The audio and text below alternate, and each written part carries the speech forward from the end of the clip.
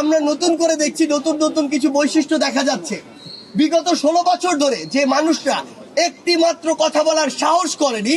বিগত 53 বছরে যারা এই লুপ হোলগুলো নিয়ে রাস্তায় নামার খুব একটা সাহস করেনি, সেই মানুষগুলো একটি অন্তর্বর্তীকালীন সরকার গঠন হওয়ার সাথে সাথে চাচ্ছে 16 দিনের মধ্যে সব সমস্যার সমাধান হয়ে যাক। এবং এই মানুষগুলো তাদের ব্যক্তিগত কিংবা ছোট্ট একটি গোষ্ঠীগত উদ্দেশ্য বাস্তবায়নের জন্য রাজপথে নামছে, সচিবালয় থেকে শুরু করে বিভিন্ন প্রতিষ্ঠান ঘেরাও করছে।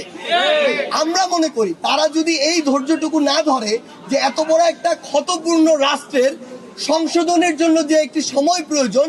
সেই সময়টুকু না দিয়ে তারা যদি তাদের জায়গা থেকে এই ব্লকেটগুলো বিভিন্ন জায়গায় করে, তার মানে তারা রাষ্ট্রের স্থিতিশীল অবস্থা হওয়ার জন্য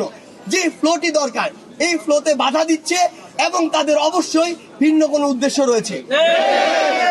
আমাদের জায়গা থেকে স্পষ্ট